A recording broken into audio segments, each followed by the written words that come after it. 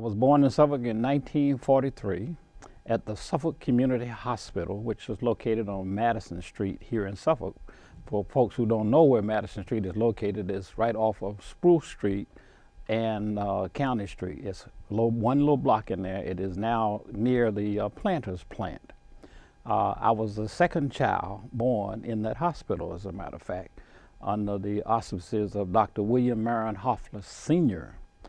Joyce Lamb was the first child born there around the 4th of July. I was the first male child born on the 9th of July. So yes, I was definitely born in Suffolk in a hospital with Dr. Hoffler as the attending physician at the time. Do I have siblings? Some people said we probably had too many. I have 7 siblings, 3 of whom who are deceased. We all grew up in Suffolk. And then we all spread out all around the world. We all are college graduates. We all attended East Suffolk High School, with the exception of my younger brother Philip, who is an attorney in Norfolk. And he attended John F. Kennedy High School, which, by the way, initially was supposed to have been named East Suffolk High School. But as you know, in 1963-64 time frame, President Kennedy was assassinated.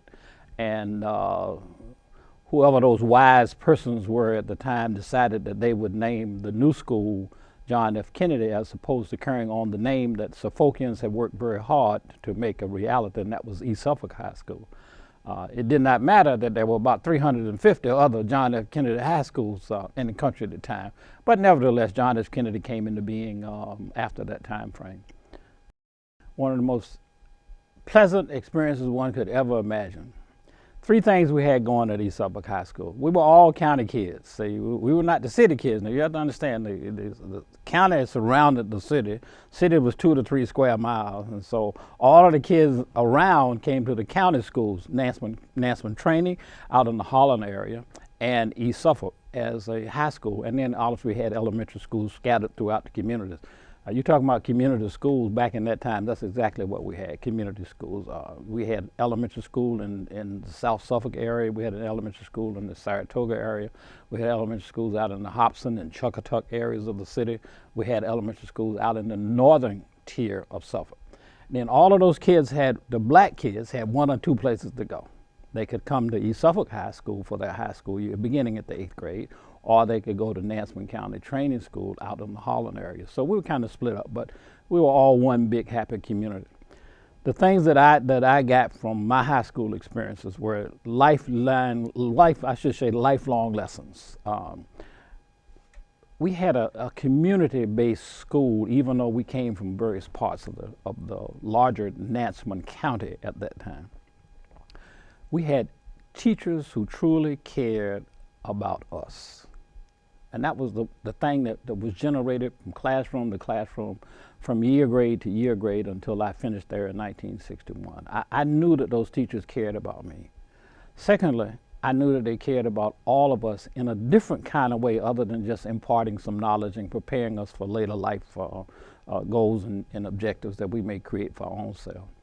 Secondly, we had a sense of the larger community. We had exposure there that we probably could not have gotten anywhere else. And we had dedicated professional staff that worked with us. We were a part of the community. As I often say, we were not only in the community, but we were a part of the community, and we were the community. Our custodial staffs, our cafeteria staff, and others who made the school function in that sense were a part of the community. So if you did something at school, you didn't have to worry about going home and telling. See, this is before cell phones and telephones and all these other kind of new devices that they have now that set people up so that they don't get a chance to talk to each other, you know, face to face like we're sitting here now. But this is the kind of experiences that prepared you to go out into a different kind of world that was evolving. When we left, East Suffolk had created a name for itself, because we turned out, the staff there under the direction of Mr. W. Lavelle Turner, turned out great students, you know. And we went on to occupy all kinds of places in the community, the local community, the state community, and the national and international community, because we had that basic preparation that was there. You know, you didn't leave there if you didn't know how to read. You didn't leave there if you didn't know how to write. You didn't leave there if you didn't know how to compute. And most of all, you didn't leave there if you didn't know how to interact with other people. And so that puts you in a good standing. I can remember going off to college, and my lab in chemistry was limited. Yet I was able to compete with kids who had these magnificent laboratories in other schools who came from all over the country to come down to North Carolina A&T State University. You know, and I could walk in the lab, and I said, "What is it? What is that?" And I'd tell them what it was. Now, I never saw one in the lab at school, but guess what? Teachers had books, so they would tell us if you had a so and so we could make do with this. So one of the things that they taught us was that how do you make do with something that you don't have and still get the kind of results that you're looking for. So it was just a wonderful place to be. And the cafeteria staff, I mean, the food was great. Food was great at home too, with food in the cafeteria. And we just had a fun time at East Suffolk. And that's why we call ourselves the Wolverines. You know, we just a fun group, and everybody loves everybody. And even to this day, we still have that feeling. Our Alumni Association, which was formed way after the school closed, still meets every 2 years. We meet every month. And we meet every 2 years to have what we call a school reunion, where we bring all the classes back from 1940, the original class, until the final class in 1965. And we have one coming up, as a matter of fact, this August, 2016. And we just come to celebrate and to enjoy and to talk about the old people, which, by the way, we are the old people now. I can remember growing up always talking, boy, when I get that old, I'm not going to be like that. Well, now I'm there. I'm not sure I'm like them or not, but we'll see. Mr. Science. Matter of fact, Mr. Davis taught me general science. And I remember the textbook called Our Universe. It was a blue book, nice old Our Universe. And he was a science teacher, and later on became an assistant superintendent in the school system, as well as a science supervisor and so forth. But he was my 8th grade science teacher, and I knew him. I knew his wife, Mrs. Davis. I knew the Davis family, and I knew his son and so forth, and had a good time with Ben Davis. So we had another name for him, but I won't call that name out here, because, you know, students always made up names for teachers, and Mr. Davis had been in the military, and so we had another name for him, but he was a good fellow. Well, I don't know a whole lot about it, but I do know a lot of the kids who went there, because it's really interesting. My Carol, my sister who's just ahead of me, her class was split. There were kids who were attending to East Suffolk, had to go to Nansemond County, and the class of 58, I do believe, was split. Half of the kids stayed at East Suffolk, and the other half of the kids went out to Nansemond County Training School. Gene would be a good person to talk about that whole piece. But Nansemond County Training School was also a high school, and had an elementary component, because it was sitting out there, you know, out there, and we call that the fringes of the western part of the county. And they had an excellent staff out there. They had very good people. And most of the people who went to Nansemond County Training were on the other side, the western side of the county. And therefore, we had very little interactions with them, with the exception of everybody came to town. You know, back then, everybody came to town for Saturdays, and they came to churches, and you had those kind of interactions. And the schools had some interactions with each other. But it was one of the two. And as a matter of fact, it was older than East Suffolk. And one of the two high schools that we had for black students at that time. The fairgrounds, extending from the railroad track where the main train line comes through here now, where the old train station is currently located, which is now being used as some kind of work yard for North and Western.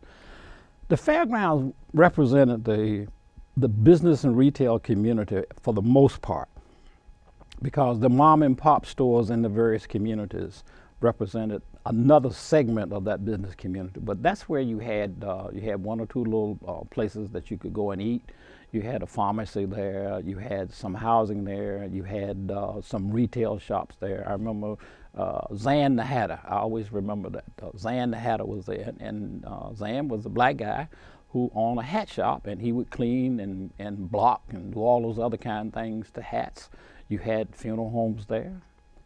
You had retail stores there. You had Leroy Tyler, who had a little bar there, bar and grill, which you don't have anymore. So that really was a kind of a focal point. Then, of course, you had the Horseshoe Cafe. And the Horseshoe Cafe was probably the cafe to go to sit down and eat. I always remember Miss Pearl, who would make the best steak and gravy I probably have ever eaten. I wouldn't have said that to my mama or grandmama, but their steaks were good, but hers was soup because she put all those onions in there, you know, and that was a good thing. But it really was a place that you could go, you could have fun, and you could entertain and be entertained. That has changed, obviously, because now, and then they had the big peanut warehouse on the corner there, which now is an apartment complex. And then you have some new developments, hopefully they're going to occur in that little segment, because it's a relatively short block there when you really think about the fairgrounds. Now, the other fairgrounds were further down near the underpass on East Washington Street, then we call it Old Norfolk Road. That is called the fairgrounds also, because that's where the county fair was held each year.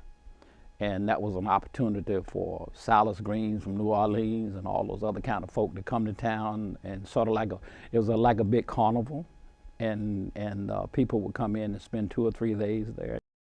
There's a historical significance of the fact that it was a blank bank that was formed and operated by black folk. And that's the historical significance. The building itself is still there, as you know, with 1 or 2 of the letters missing. And at one time, the city was talking about maybe converting it into an African American museum. I'm not sure where those plans are now as it relates to that whole redevelopment of that complex with the circle there and the new Human Services building and the precinct for the police department and so forth. I would hope that that a museum of some kind could be developed in Suffolk, but I would hope that it would be an inclusive museum as opposed to one that would single out any particular ethnic group, because history does not occur in a vacuum. History occurs that we're all making contributions. So if you're going to have a museum that talk about the contributions of all, then we need to have something that would be an inclusive museum, and everything that was going at that time would be going in parallel. So it would interest you just as much as it would interest me, because you would see that there were interrelationships that had to happen in order for anything to get accomplished. And many of those did occur during that time frame, even though it was a difficult time. And we had some agencies in the community that did not want that to happen, but truth prevailed, as I would say. And so we were able to muster the necessary strength and move on. Moses Riddick, the man who started, I wouldn't say he started, but one who was really a political operative. I learned some very valuable lessons from Moses Riddick, which I will not talk about, but I did learn some very valuable lessons. Moses was one of the very few people who actually came out and talked about the being politically involved in the community. Now, Moses did not do that by himself, but he became the spokesperson for that. And it is a tribute to Moses Riddick that many black folks still honor today. Unfortunately, many don't know anything about Moses Riddick, but Moses Riddick worked very hard along with his brothers and others in the community to establish the whole notion that we had to be politically involved. And Moses was actually actually ran for and was elected to be on the Nassau County Board of Supervisors, one of the first blacks, if not the first black, to be in that position. Because, as I said, back then you had Nassau County and the city of Suffolk. You did not have the new Suffolk as we call now. But Moses was definitely a fighter. He was a person who gave a lot. Even his health went bad because of him being out there in the rain trying to get people to vote. He started a real push for black folk getting into vote and getting registered to vote, and then going out and use that vote wisely. If I remember correctly, and I'm sure there are people who will correct me, but it was something called the Golden Rod Ballot or something like that, in which they propagated in order to suggest to people that these ought to be the people that you ought to vote for in the upcoming election. And he didn't only work on the local level, but Moses he worked on the state level. And at one time, as you indicated, Moses ran for the lieutenant governor position. Unfortunately, he was not successful. But the mere fact that he said, now is time, gave others who followed him and who were with him the whole idea that we can do better and we can be elected to statewide offices, or we can achieve a certain level of satisfaction by running for these offices, whether you win or not. It's the mere point that it says to a lot of kids, irrespective of one's ethnic origin, or irrespective of one's background, or irrespective of one's education, that the opportunities are here for you. But you have to seize upon those opportunities. And you use whatever it is and whatever cooperative arrangements you can make with other people in order to do that. One of the things I knew about Moses that sticks with me to this day, Moses knew how to make deals. And I'm sure that he made all kinds of deals with all kinds of people, all about advancing the causes that would benefit all of us the most. And for that, I'm eternally grateful. And to have known him and to have interacted with him and to have been a part of his crusade to help all of us is something worth remembering. Mac Bean Jr., one of my high school teachers. Mac Bean Jr. was, as we say now, Mac Bean Jr. rose from student to superintendent. One of the most unusual guys you ever want to meet. Was always committed. Came from a large family, the Benns who came out of Southampton County and ended up right there on Hollywood Avenue, right on the corner of Hollywood Avenue as you go in. Their house is still there. Mac was one of 7, let's say, let me get it right, 1, 2, 3, 4, 5, 6 or 7 children. And Mac was the baby. But Mac had folk in front of him who set the tables for him, starting off with his oldest brother, Herman. And then he had 2 other brothers in between there, and then he had 3 sisters. And they were all forward-thinking people. Papa Ben, as we call him, was Mac's father, and then his mama, and they lived right there, and they were community-minded people. But they also stressed education for their children, each and every one of those Ben children. As something I think my parents might have picked up on it. You will go to school, and you will not create any problems for anyone there. If you do, I will take care of that. They won't have to worry about it. I will take care of it. And I believe them. And I'm sure that Mac and his family, starting with Mac going right on up to Bernice and Dorothy. Dorothy is one of the Benns who still left in that family. The others have passed on to glory, but yeah, you can't talk about Suffolk Public Schools. You can't talk about the things that have happened that happened on Mac's watch, that enhanced and gave all of us opportunities, not only black folk but white folk and so forth. And that was the thing about Mac. He was also the football coach, and contrary to popular belief, Mac actually played football at Bluefield State. And people would look at his diminutive size and how in the world can he play football? But I have a picture of Mac, his nephew, Edward Pete Smith, who's also my fraternity brother, as was Mac, has a picture of Mac in his uniform sitting down looking like he's either going to snap the ball or block somebody. We're not sure. We hope it wasn't a 400 or 500 pound lineman, because Mac would not have been able to do the things he did. But Mac Ben has a good reputation. A lot of the people don't know about him. I visit, as a matter of fact, my fraternity has adopted Mac Ben Elementary School as one of the schools that we actually work with. And so when you go into the building and you go down to the hallway, you kind of ask kids, do you know who Mac Ben is? And unfortunately, in many cases, they don't. They know it's Mac Ben School, but they don't know anything about Mac Ben's history, rise from student to superintendent in the Suffolk Public School system. Now remember, he was a part of the Nassau County system, but when it all became a Suffolk system in 1974 with the merger of Nassau City and the city of Suffolk, Mac was still a part of that school structure. And Mac did a lot of good for a lot of people. A lot of things that Mac did, people don't know about. But the one thing that was consistent, he was all about helping people move forward. And on the other hand, he was also very real. There was nothing false about him.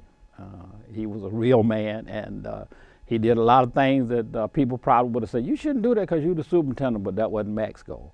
Mac was, I'm going to be a real human being first, and I'm going to be the best superintendent that I can be for advancing the cause of education for all students in the Suffolk Public School. First of all, churches have always played an integral part in the lives of black folk, always. Uh, my opinion, churches have done some great things, and churches have left some things undone. And remember, I said, in my opinion, I get in trouble for saying this, but I don't mind that. Churches have always and continue to be an integral part of us expressing our relationship with our Lord and Savior and with God. However, churches have a greater role to play, in my opinion, than merely preparing me for the hereafter or preparing me for something that I know very little about, where my faith is involved.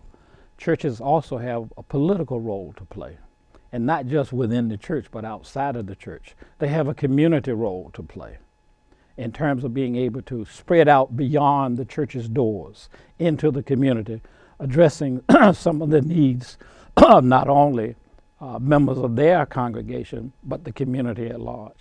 And I think that sometimes that's where our churches fall. Now, that's not just black churches or white churches. It's churches, period, irrespective of one's denomination. Because if you are in a Christian world or even in a non-Christian world, your good book says we should be about taking care of not only our needs, but the needs of our neighbors. And oftentimes I think churches miss that point. That doesn't mean that they aren't doing it, because I know some churches are very active in helping the community and helping people in the community who are outside of their particular denomination. But I think we still have a long way to go there. And I think that there are some leaders in the churches who recognize that and are attempting to do that. So that's not a negative. It's just my views in terms of how this thing ought to be going on. But you can never underestimate the power of the church and the people in the church. And you never underestimate the power of the ministers of those churches, because one of the things we tend to do, irrespective of which church you're in, is that we tend to give ministers wings, and then we give them halos, and then we give them some other stuff. And sometimes that'll get us in trouble, because we actually find out that really we're all children of God. And if Jesus was in the Christian world perfect, then we have to be imperfect, but we may be working towards that kind of perfection that he demonstrated. And that was all about love. And love manifests itself, as you're well aware, in many ways. And so I think that oftentimes we forget that, because we get caught up in other kinds of things. And it's not only in the church, it's in the other institutions that we have. The problems of Suffolk, the problems of our nation, our state, can be solved. But it takes people who are willing to, to negotiate. It takes people who are willing to back off of some of their long-held positions and recognize that everybody has something that they can offer. We just need to find out what it is and then let them offer that, And all these things that tend to separate us, because one thing I've learned in my life, if nothing else, if we all bleed, and for the most part, we can help each other stopping the bleeding, if we're just willing to take those chances and we're willing to get out there and really become committed. And you don't have to do 1,000 or 500, just do one. So yeah, churches, you can't get away from them. Look in Suffolk, probably 250 churches in Suffolk. Yes and no. Yes, I was a part of it on the tail end, and no, I wasn't, because I came in when they were exiting. Because in 1963 I was off in college, and in 1963 I was part of the March in Washington, though. But so King had come to Suffolk, and I knew he was coming, and we were on our way here. Something happened. I'm not sure what happened, but by the time we got here, King had come in and talked to the people and met all the folk, and he was on his way out, and if we were on Greyhound buses, we must have passed in the dark. But I understand that was a very interesting time to have a leader of his magnitude to actually come to Suffolk. There are any number of folk who are still around, who actually know about his visit and who were integral part of that visit.